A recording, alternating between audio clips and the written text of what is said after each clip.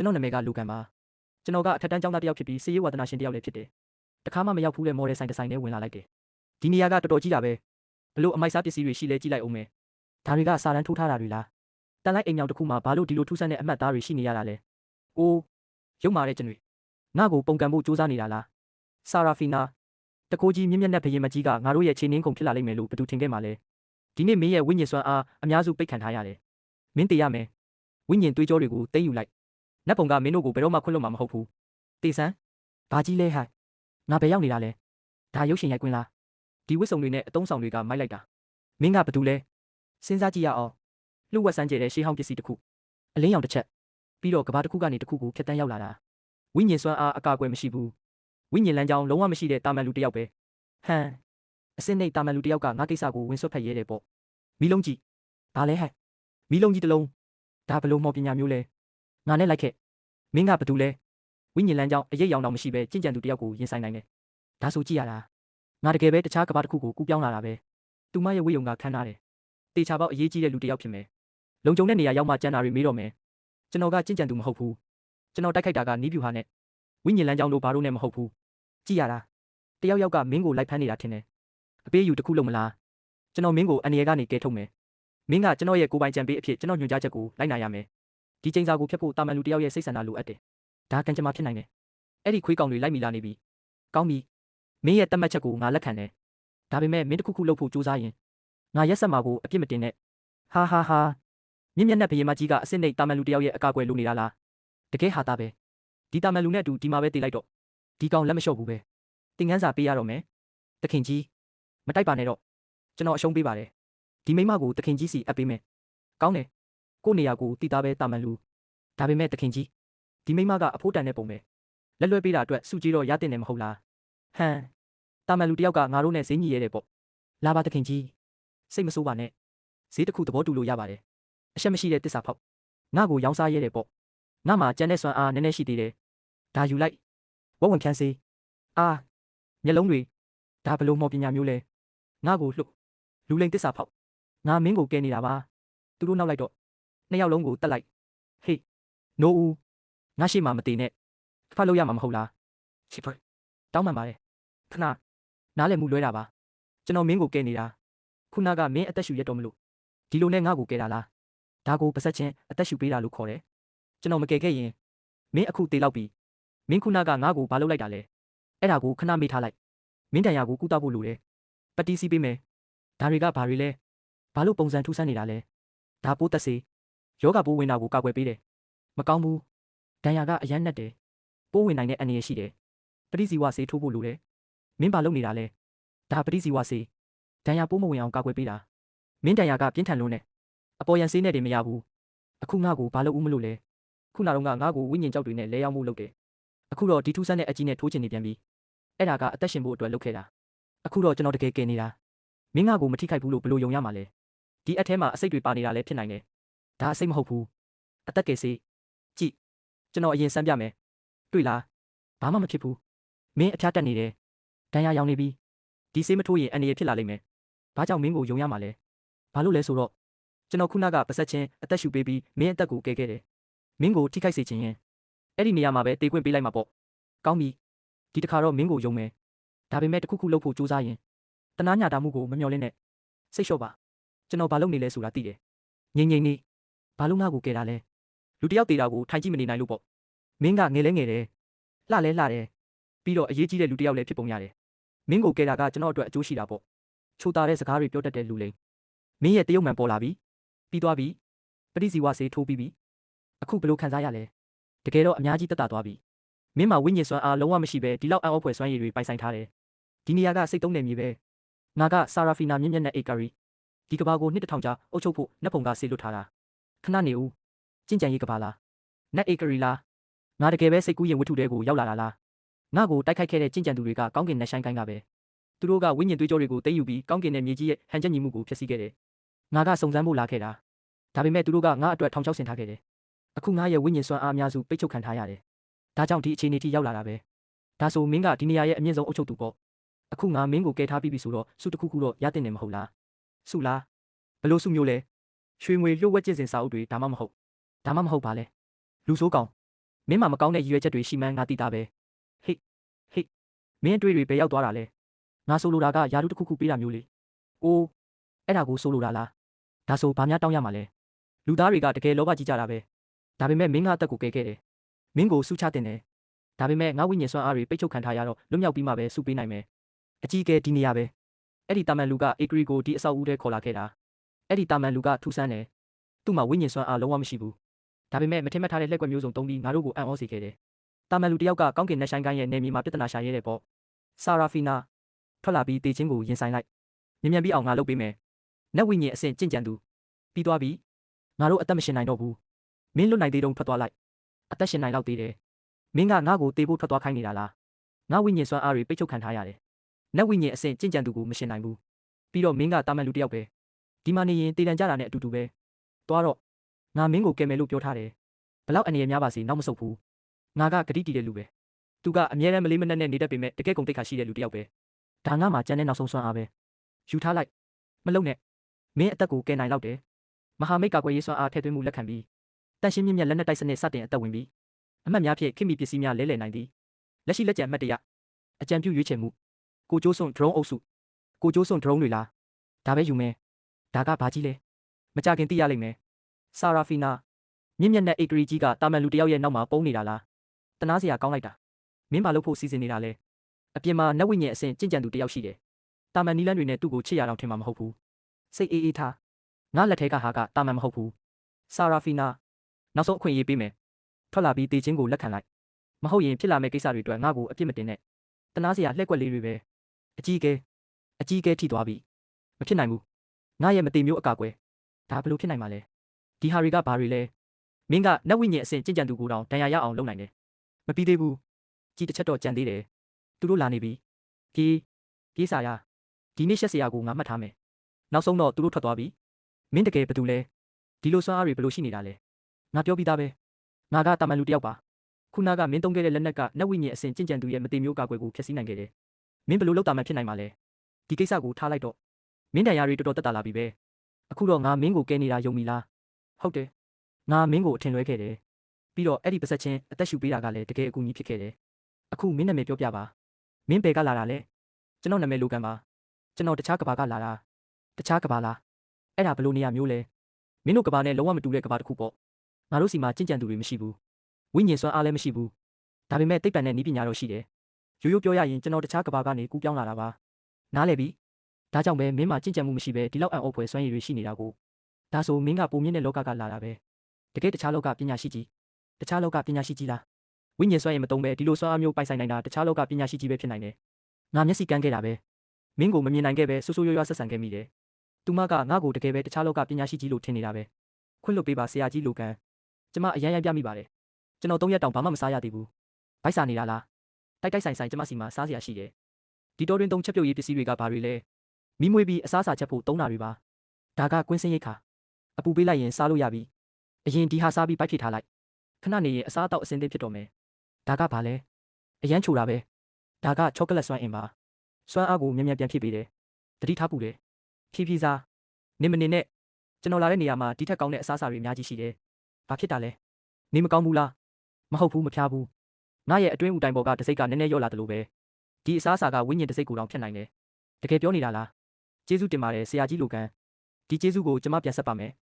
နေရအနှံ့ရှာစမ်းအဲ့ဒီဆာရာဖီနာကဒီအနီးနားမှာပုံနေမှာပဲအကြီးကဲစီကသတင်းရထားတယ်ဆာရာဖီနာနဲ့အတူနတ်ဝိညာဉ်အဆင့်ကြင်ကြံသူကိုတောင်ဒဏ်ရာရစေနိုင်တဲ့ထူးဆန်းလက်နက်ကိုကင်ထားတဲ့တာမန်လူတယောက်ရှိတယ်အားလုံးသတိထားကြတာမန်လူတယောက်ကဘလောက်ပဲလှည့်စားတတ်ပါစေတာမန်လူပဲဒီနေရာမှာလွတ်မြောက်လို့မရတဲ့ပိုက်ကွန်တစ်ခုချထားပြီးပြီသူ့မှာဘလို့လက်ကွက်ရှိထွက်ပြေးနိုင်မှာမဟုတ်ဘူးကြင်ကြံသူတွေထက်ရောက်လာပြန်ပြီသူတို့ဘယ်တော့မှရက်မှာမဟုတ်ဘူးလားငါရဲ့ဝိညာဉ်စွမ်းအားနည်းနည်းပြန်ရလာပြီဒါပေမဲ့အပြည့်အဝပြန်ကောင်းဖို့လာပေါင်းများစွာနားဖို့လိုတယ်အနည်းဆုံးလာပေါင်းများစွာလားဒါဆိုငါတို့တေမာတေချာတယ်အပြင်မှာနတ်ဝိညာဉ်အဆင့်ဆရာကြီးအနည်းဆုံး9ယောက်နဲ့ရွှေဦးတိုင်းအဆင့်ကြင်ကြံသူ10ယောက်ကျော်ရှိတာကိုခန်းစားမိတယ်ဒီနေ့ငါတို့အသက်ရှင်နိုင်မှာမဟုတ်တော့ဘူးအရင်တုန်းကနတ်ဝိညာဉ်အဆင့်ကြင်ကြံသူကိုမမျှော်လင့်ထားတဲ့အချိန်တိုက်ခိုက်ပြီးမောင်းထုတ်နိုင်ခဲ့တယ်ဒါပေမဲ့အခုဒီလောက်များတဲ့နတ်ဝိညာဉ်အဆင့်ကြင်ကြံသူတွေကိုတော့မင်းလက်နက်တွေလုံလောက်မှာမဟုတ်ဘူးငါရဲ့နတ်အာယုံတွေပိတ်ဆို့ခံထားရတယ်သူတို့အရေးအတွက်နဲ့ဒီနေရာကိုမသိနိုင်ဘူးထိုးဖောက်ထွက်ဖို့စူးစမ်းရင်တော့ထောင်ချောက်ထဲတန်းဝင်သွားတယ်လို့ပဲကျွန်တော်ကသူတို့ဘယ်နှယောက်ရှိပြီးဘယ်နေရာမှာရှိတယ်ဆိုတာအတိအကျပြောနိုင်ရင်ရောမင်းဘယ်လိုသိနိုင်မှာလဲစနစ်စွမ်းအားမြင့်စစ်သုံးမှန်ပြောင်းလဲမယ်အမျိုးသမီးကြင်ကြံသူတယောက်တောင်ရှိသေးတယ်ဝိုး ဝိုးဆိုတာဘာကိုပြောတာလဲမင်းတကယ်ပဲဒီလောက်ရှင်းရှင်းလင်းလင်းမြင်နိုင်တာလားဒါကအဝေးကြီးမှန်ပြောင်းမိုင်ပေါင်းများစွာအဝေးအထိမြင်နိုင်တယ်ဒီမှန်ပြောင်းကအဝေးကြီးကအရာတွေကိုတောင်ဒီလောက်ရှင်းရှင်းလင်းလင်းပြနိုင်တယ်အခုငါတို့ထွက်ပေါက်တစ်ခုတည်းကဘယ်ဘက်ချမ်းပဲဒါပေမဲ့ထိုးဖောက်ထွက်နိုင်ရင်တောင်သူတို့ကအရေးအတွက်များတယ်လိုက်မိရင်ငါတို့တင်မှာပဲမင်းရဲ့မော်ဆွမ်းနဲ့ဘယ်လောက်ကြီးတဲ့အာယုံလွှဲမှုလုပ်နိုင်လဲကျမအကုန်စင်ထုတ်သုံးမယ်ဆိုရင်အကျိုးဆက်ကိုဂရုမစိုက်ပဲမိုင်100အတွင်းဒေတာအလိုက်ကောင်းကင်ဖြစ်စဉ်တစ်ခုဖန်တီးနိုင်တယ်ကောင်းတယ်ဒီနေရာမှာအာယုံလွှဲမှုလုပ်သူတို့အားလုံးကိုအဲ့ဒီဘက်ဆွဲခေါ်ထားကျွန်တော်ကဒီဘက်မှာခက်လေးဖောက်ခွဲရေးပစ္စည်းတွေထောင်မယ်ဘုံနေလားမိုးကြိုးတစ်ချက်ထက်အစတရပိုပြင်းထန်တဲ့စွမ်းအားလို့သဘောထားလိုက်ဝိညာဉ်စွမ်းအားလုံးဝမလိုဘူးကျွန်တော်အပြည့်အဝထိန်းချုပ်နိုင်တယ်ဒါဆိုနတ်ဝိညာဉ်အဆင့်ကြင်ကြံသူတောင်မခံနိုင်ဘူးပေါ့မခံနိုင်ဘူးတေမယ်မတေရင်တော့အပြင်းအထန်တန်ရာရမယ်ပိုရေးကြီးတာကရှုပ်ထွေးမှုဖန်တီးပေးပြီးအချိန်ရစေတယ်ပြီးရင်စနစ်ထပ်909 19အတင်ကလဲလဲမယ်ထပ်909 19အတင်ကလဲလဲရန်အမှတ်30တူညလိုအပ်သည်လက်ကျန်အမှတ်မလုံးတော့ပါအကြံပြုရွေးချယ်မှုတစည်းလျင်အမှတ်50ဖြစ်တင်ကားမော်ဒယ်5စီးတင်ကားမော်ဒယ်တွေလည်းမစိုးပါဘူးဒါဆိုအဝေးထိန်းမော်ဒယ်5စီးလဲမယ်ဝိုးဒါတွေကဘာတွေလဲတင်ကားမော်ဒယ်လို့ခေါ်တယ်ဆက်ရန်ရတားရဲတွေလိုပဲသဘောထားလိုက်အဲ့ဒီခွေးကောင်တွေငါတို့ကိုမတွေ့သေးဘူးအင်အားနှစ်ခုပေါင်းစုံစေလက်ဖွားနှစ်ဖက်ပေါင်းစည်းစေမူလအစကိုဆွဲယူစေ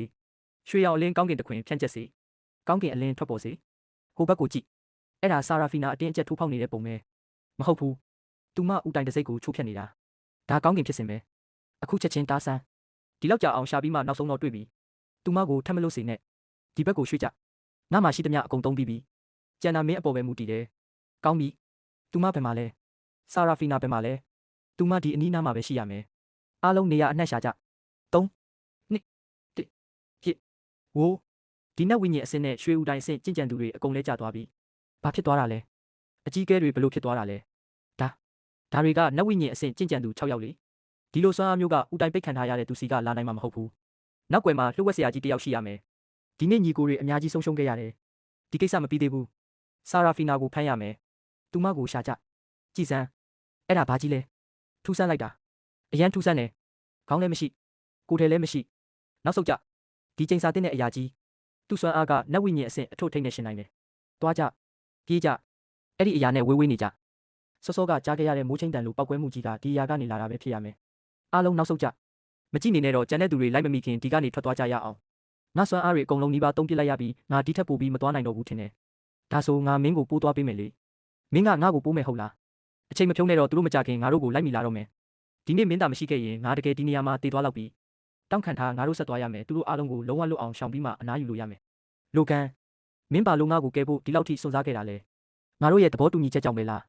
းအစတုန်းကတော့ဟုတ်တယ်ငါလမ်းညွန်တယောက်လိုအပ်ခဲ့တယ်ပြီးတော့မင်းကတာမန်လူမဟုတ်ဘူးဆိုတာသိတာတယ်ဒါပေမဲ့အခုတော့ဘာဖြစ်လဲအခုတော့မင်းကဒီ agree တယောက်ဖြစ်ပေမဲ့မာနာကြီးတက်တယ်တန်တရားများတက်တယ်ဒါပေမဲ့အကြောင်းမဲ့တဲ့လူတော့မဟုတ်ဘူးဆိုတာငါသိလာပြီပြီးတော့မင်းအဲ့ဒီလိုသတိလစ်နေတာကိုမြင်လိုက်ရတော့ငါစိတ်ထဲတကယ်ထိခိုက်သွားတယ်ဒီလိုပဲထိခိုက်သွားလို့လူတယောက်တည်နေတာကိုငါထိုင်ကြည့်နေနိုင်မှာမဟုတ်ဘူးအဲ့ဒီလောက်ထိခိုက်သွားတယ်ဟုတ်လားဒါဆိုတခြားဘာအကြောင်းပြချက်ရှိနိုင်သေးလို့လဲငါလှလို့ဆိုပြီးတော့မပြောနဲ့နော်ဟောလူလိမ်လူညာလို့ထက်ခေါ်ပြန်ပြီးခုနကမင်းအသက်ကိုငါကဲတော့ငါတော့ဒီလိုမပြောခဲ့ဘူးလေမင်းလုပ်ပေးခဲ့တာတွေကိုငါမှတ်ထားမယ်ငါစွမ်းအားတွေပြန်ရလာရင်မင်းကိုပြန်ကျေးဇူးဆက်မယ်ဒါနဲ့စကားမဆက်မင်းနာမည်ကိုငါ့ကိုမပြောရသေးဘူးနော်ငါတို့နှစ်ယောက်တည်းရှိတဲ့အချိန်ဆိုရင်ငါ့ကိုစာယာလို့ခေါ်လို့ရတယ်စာယာနာမည်လာတာပဲဒါဆိုပြောပါဦးငါတို့နောက်ထပ်ပဲသွားကြမလဲငါတို့အဲ့ဒီကြင်ကြံသူတွေကိုလွတ်သွားပြီးဒါပေမဲ့ဒီမှာကြာနေလို့မရဘူးပိုလုံကြုံတဲ့နေရာတစ်ခုလိုတယ်ဒီနားမှာအဆူယာမျိုးဆိုတဲ့နေရာတစ်ခုရှိတာငါမှတ်မိတယ်အဲ့ဒါငါအုပ်ချုပ်တဲ့မျိုးပဲအရင်ဆုံးအဲ့ဒီမှာသွားနာကြတာပေါ့ကောင်းတယ်စာယာရက်အဆူယာမျိုးအဆောင်တက်မှသတင်းပို့ပါတယ်မြို့အရှင်ဂါရစ်ဆန်ကိုချက်ချင်းခေါ်လိုက်ပါအရှင်မင်းမြတ်ကျွန်တော်တို့မသိခဲ့ပါဘူးကျွန်တော်တို့ရဲ့ပြစ်မှားမှုကိုခွင့်လွှတ်တော်မူပါမြင်းမြတ်မြို့အရှင်ကိုတွားအကြောင်းကြားလိုက်အဆူရာမြို့အရှင်ဂါရစ်ဆန်မှအရှင်မင်းမြတ်အားဂါရဝပြုပါတယ်အရှင်မင်းမြတ်ဒီကိုဘာကိစ္စရောက်လာတာပါလဲပြီးတော့အရှင်မင်းမြတ်တန်ရာရထားတယ်အေးဆေးနေမြို့ထဲဝင်ပြီးမှအားလုံးပြောကြတာပေါ့ကြိုးဆိုပါတယ်အရှင်မင်းမြတ်အရှင်မင်းမြတ်ဘာတွေဖြစ်ခဲ့တာပါလဲဘလို့လို့ဒီလောက်တောင်ဒဏ်ရာအပြင်းထန်ရသွားတာလဲကောင်းကင်အနက်ရောင်ကိုင်းကတစ္ဆာဖောက်တွေနဲ့ပူပေါင်းပြီးငါ့ကိုချောင်းမြောင်းတိုက်ခိုက်ခဲ့တယ်ငါရဲ့အတွင်းစွမ်းအားဗဟိုကိုလည်းပိတ်ချုပ်ထားခဲ့တယ်ဆရာလိုကန်တာမကူညီခဲ့ရင်ငါတည်သွားလောက်ပြီကောင်းကင်အနက်ရောင်ကိုင်းကဒီလောက်တောင်လွန်သွားပြီလားဒါကလိုကန်ပဲဆရာလိုကန်သူကတခြားကဘာကလာတာဖြစ်ပြီးထူးခြားတဲ့စွမ်းရည်တွေပိုင်ဆိုင်ထားတယ်သူ့ကြောင့်ပဲငါတို့လွတ်မြောက်နိုင်ခဲ့တာအားလုံးကဆရာလိုကန်ရဲ့ကျေးဇူးပဲတခြားကဘာမှပညာရှိကြီးပါလားတွေ့ရတာဂုဏ်ယူပါတယ်ဒါပေမဲ့အရှင်မင်းမြတ်ဘာဖြစ်လို့လဲအဆူရာမျိုးကအရှင်မင်းမြတ်အုပ်ချုပ်တဲ့မျိုးဆိုပေမဲ့ကျွန်တော်တို့ကာကွယ်ရေးအင်အားကအရန်နေတယ်ကြင်ကြံသူ100တောင်မပြည့်ဘူးကောင်းကင်အနက်ရောင်ကိုင်းကအရှင်မင်းမြတ်ဒီမှာရှိနေတာသိသွားရင်အခြေအနေအရန်ဆိုးသွားနိုင်တယ်ငါစွမ်းအားတွေပြန်ရလာတဲ့အထိစောင့်ဖို့ပဲလိုတယ်ကောင်းကင်အနက်ရောင်ကိုင်းမှာနေရာတိုင်းသူရှိုးရရှိတယ်အရှင်မင်းမြတ်အပြည့်အဝပြန်မကောင်းခင်သူတို့ရဲ့ကြင်ကြံသူတွေဤနေရာကိုလိုက်ရှာတွေ့သွားလိမ့်မယ် ဒါဆိုသူတို့ကိုလာခိုင်းလိုက်ဆရာလိုကန်အဲ့ဒါဘာကိုဆိုလိုတာလဲဒီမျိုးမှာလူဘယ်နှစ်ယောက်နေလဲ1000လောက်ရှိပါတယ်ဒီလောက်တောင်များတာလားဒါဆိုကောင်းကင်အနက်ရောင်ကိုင်းကိုဘာလို့ကြောက်နေရတာလဲငါ့ကိုလူ900ပေး3လအချိန်ပေးအဲ့ဒီနောက်သူတို့ဘလောက်ပဲကြင်ကြံသူပို့လာအရေးမကြီးတော့ဘူးဆရာလိုကန်နောက်နေတာတော့မဟုတ်ဘူးမလားတာမန်လူတွေမှာဝိညာဉ်အမြင့်မရှိဘူးကြင်ကြံသူတွေနဲ့ရှင်ရင်ပိုးမွားလိုပဲလူတသိန်းရှိရင်တော့တောင်ကြီးကိုကြောက်စရစ်ခဲနဲ့ပြစ်တယ်လို့ပဲဖြစ်မယ်အခုဆရာကလူ900ပဲလိုတယ်လို့ပြောနေတာလိုကန်ဂရစ်ဆန်ပြောတာမှန်တယ်ဒီကဘာမှာတာမန်လူနဲ့ကြင်ကြံသူကြားကွာဟချက်ကကောင်းကင်နဲ့မြေကြီးလိုပဲဟုတ်ပါတယ်ဆရာလိုကန်ဒီကဘာကဆရာကဘာနဲ့လုံးဝမတူဘူးကြင်ကြံသူတွေကဓာတ်ပေါ်ပြန်နိုင်တယ်တောင်တွေကိုတောင်ဖြိုခွဲနိုင်တဲ့မန်နန်တွေထုတ်လွှတ်နိုင်တယ်ဒီကတာမန်လူတွေကတော့အသက်ရှင်ရုံတောင်ခက်ခဲတယ်ဆာရာဖီနာငါဘာလုပ်နိုင်လဲဆိုတာမင်းမြင်ခဲ့ပြီးသားပဲငါမှလည်းဝိညာဉ်လမ်းကြောင်းမရှိဘူးဂရစ်ဆန်ငါအမိတ်နဲ့လူ900ကိုဆရာလိုကန်စီချက်ချင်းခန့်အပ်ပေးလိုက်ပြီးတော့မြို့ရဲ့အရင်းမြစ်အားလုံးကိုဆရာလိုကန်စိတ်ကြိုက်အသုံးပြုခွင့်ပေးလိုက်ကျမသူ့ကိုယုံကြည်တယ်အရှင်မင်းမြတ်ကောင်းကင်အနက်ရောင်ကိုင်းကတကယ်ရောက်လာရင်တင်းနှဲမရသေးတဲ့အရက်သားတွေကိုစစ်ထဲပို့တာသူတို့ကိုတေခိုင်းတယ်လို့ဖြစ်သွားမှာပါငါဆုံးဖြတ်ချက်ကအပိသက်ပဲငါပြောတဲ့အတိုင်းလုပ်လိုကန်ဒီလူ900ရဲ့အသက်တွေနဲ့အစူရာမျိုးရဲ့ရှင်တန်မှုကိုမင်းလက်ထဲငါအံ့နံလိုက်တယ်စိတ်မပူပါနဲ့ငါမင်းကိုစိတ်ပြက်စေမှာမဟုတ်ဘူးနားလဲပါပြီကျွန်တော်ချက်ချင်းပြင်ဆင်မှုတွေစလုပ်လိုက်ပါမယ်ငါတို့ဒီကိုဘာလာလုပ်ကြတာလဲမြို့အရှင်ကငါတို့ကိုဒီနေရာဘာလို့ခေါ်လာတာလဲဘသူကယူဆိုင်လဲနေ့တိုင်းထမင်းကျွေးနေတာပဲမဟုတ်လားဘာကြောင့်ဒီလောက်မေးခွန်းများနေရတာလဲတခြားကဘာကပညာရှိတယောက်ပေါ်လာပြီးစစ်ရေးနည်းဗျူဟာတွေတင်ပေးမယ်လို့ကြားထားတယ်မင်းတို့တွေကတယောက်ယောက်စဉ်းစားဘူးလားဘာလို့ကြည်ကြံသူတွေကကောင်းကင်ထဲမှာလွတ်လွတ်လပ်လပ်သွားလာနိုင်ပြီးငါတို့တာမန်လူတွေကတော့ရေတွင်းထဲကဖားလို့ပိတ်မိနေရတာလဲဘာလို့ကြည်ကြံသူတွေကငါတို့ကိုစိတ်ကြိုက်ဖိနှိပ်နိုင်ပြီးငါတို့ကတော့အင်းဆက်ပိုးကောင်လိုဘဝတစ်လျှောက်ရုန်းကန်နေရတာလဲဒီနေ့ငါဒီမှာလာတာမင်းတို့ကိုပြောဖို့ပဲတာမန်လူတွေဟာကြည်ကြံသူတွေထက်မနှိမ့်ကြဘူးငါတို့လည်းထားကြနိုင်တယ်သူတို့ကိုစန့်ကျင်နိုင်တယ်သူယူသွားတာလားဟုတ်တယ်လေငါတို့မှာဝိညာဉ်အမြင့်တောင်မရှိဘူးကြင်ကြံသူတွေကိုဘလို့တိုက်နိုင်မှာလဲဒါအတိတ်ပဲမရှိဘူးစနစ်ရကလောင်ချတလက်လဲမယ်လဲမှုအောင်မြင်သည်အမှတ်60အသုံးပြုခဲ့သည်မင်းတို့မြင်တဲ့အတိုင်းပဲငါကမသေးမျိုးမဟုတ်ဘူးမင်းတို့လိုတာမန်လူတယောက်ပဲအခုငါအတိတ်ပဲမရှိတာတွေပြောနေတာလားဆိုတာပြမယ်ငါလာတဲ့ကဘာမှာဒီလိုလက်နက်တွေကဝိညာဉ်ကြောလဲမလို့ဘူးဝိညာဉ်စွမ်းအားလဲမလို့ဘူးဒါတွေကိုတာမန်လူတွေအတွက်ဖန်တီးထားတာမင်းဆိုလိုတာကမင်းတို့ကဘာမှာတာမန်လူတွေကတောင်တွေကိုတောင်ဖျက်ဆီးနိုင်တဲ့စွမ်းအားပိုင်ဆိုင်ထားတာလားဝိညာဉ်စွမ်းအားမရှိဘဲဒီလောက်ဖျက်ဆီးနိုင်စွမ်းရှိတာမယုံနိုင်စရာပဲငါသာဒီလိုလက်နက်ရှိရင်အဲ့ဒီမာနာကြီးတဲ့ကြင်ကြံသူတွေကိုဘယ်တော့မှမကြောက်တော့ဘူးဒါကြောင့်ငါနောက်လိုက်ရင်3လအတွင်းမင်းတို့တယောက်ချင်းစီဟာတိုက်ပွဲမှာကြင်ကြံသူတွေနဲ့ရှင်နိုင်မယ်လို့ငါအာမခံတယ်နောက်တစ်ခုကနီးပြူဟာဆိုတာအုံနောက်သုံးပြီးရန်သူကိုအနိုင်ယူတာပဲစနစ်စစ်ပညာကျမ်းအုပ်ရည်900လဲမယ်စစ်ပွဲဆိုတာလှည့်စားမှုဖြစ်တယ်ဒီစာအုပ်ထဲမှာရန်သူကိုအနိုင်ယူဖို့အကောင်းဆုံးနီးပြူဟာအားလုံးရေးထားတယ်ဒီစစ်ရေးနီးပြူဟာတွေကတကယ်နဲ့နဲလွန်းတယ်စစ်ပွဲဆိုတာလှည့်စားမှုဖြစ်တယ်ဒါကစစ်ပွဲရဲ့အနှစ်သာရပဲလားတကယ်ထူးချွန်လိုက်တာစနစ်ချေမုံရေးရိုင်ဖယ်900လက်နဲ့ကြီး9000လဲမယ်လဲမှုအောင်မြင်သည်အမှတ်1000အသုံးပြုခဲ့သည်ဒီရက်ပိုင်းအတွင်းမင်းတို့ကိုစစ်ရေးဖွဲ့စည်းပုံလေ့ကျင့်ခိုင်းခဲ့တယ်ခွန်အားတိုးအောင်လုပ်ခိုင်းခဲ့တယ်နီးပြူဟာတွေတင်ခိုင်းခဲ့တယ်ဒါတွေအားလုံးကမင်းတို့နဲ့ကြင်ကြံသူတွေကြားကွာဟချက်ကိုရှော့ချဖို့ပဲဒါပေမဲ့တကယ်သူတို့ကိုရင်ဆိုင်ခြင်းရင်တင့်တော်တဲ့လက်နက်လိုတယ်ကြင်ကြံသူတွေကတာမန်လူတွေထက်တာလုံးနဲ့ဆိုတဲ့အယူဆကလုံးဝအထိပ္ပယ်မရှိဘူးငါပေးတဲ့ဒီလက်နက်နဲ့ပေတရာအကွာကနတ်ဝိညာဉ်အဆင့်ကြင်ကြံသူကိုတောင်တတ်နိုင်တယ်ဒီဝန်ပလွေကြီးကလူပေါင်းများစွာကိုကိုက်တက်ခဲ့တယ်အားကောင်းတဲ့လူဒါဇင်ချီတောင်အနာမကတ်နိုင်ခဲ့ဘူးဒါပေမဲ့အခုတော့ပေတရာအကွာကနေမောင်းတဲ့တစ်ချက်ဆွဲလိုက်တာနဲ့တည်သွားပြီရွှေမြူးတွေအဆင့်ကြင်ကြံသူတောင်ဒီလိုလုပ်ဖို့အနာကက်ရအောင်မယ်ဟုတ်တယ်မဟုတ်လားဒီလိုပြောတော့ဆရာလိုကန်ပြောတာအမှန်ပဲဒီလက်နက်ကိုရိုင်ဖယ်လို့ခေါ်တယ်မိုင်းပေါင်းများစွာအကွာကနေလူတက်နိုင်တယ်ငါပေးထားတဲ့လက်နက်တွေနဲ့ဆိုကြင်ကြံသူဘလောက်မြန်ပေတရာအတွင်းကြီးစံကိုမကြော်နိုင်ဘူးဆရာလိုကန်ပြောတာတကယ်တိတ်ပဲရှိတယ်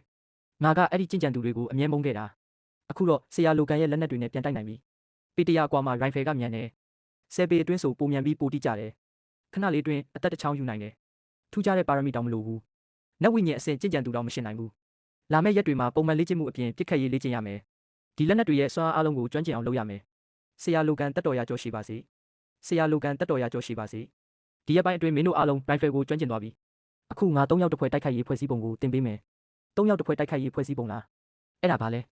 ကြင်ကြံသူတွေကိုတိုက်တဲ့အခါဒီလက်နက်တွေရှိရင်တော့ထိခိုက်ဆုံးရှုံးမှုရှိနိုင်သေးတယ်ဒါပေမဲ့3ယောက်တစ်ဖွဲ့ဖွဲ့ထားရင်အချင်းချင်းရှေ့နောက်ကာကွယ်ပေးနိုင်တယ်အချင်းချင်းပံ့ပိုးပေးနိုင်တယ်ဒါကြောင့်စုပေါင်းစွမ်းအားကပိုကြီးမားလာမယ်စနစ်ဆက်ရနေရခွေး12ကောင်လဲမယ်လဲမှုအောင်မြင်သည်အမှတ်1200အသုံးပြုခဲ့သည်တတိလျှော့တတိ2လအတွင်းဒီတာမန်လူတွေဒီလောက်ပြောင်းလဲသွားမယ်လို့မထင်ထားဘူးဂရစ်ဆန်အခုငါဆုံးဖြတ်ချက်ကိုဘယ်လိုမြင်လဲသူတို့ရဲ့စီကံကအံ့ဩစရာပဲထက်မြက်တယ်စီကံလိုက်နာတယ်အမိန့်နာခံတယ်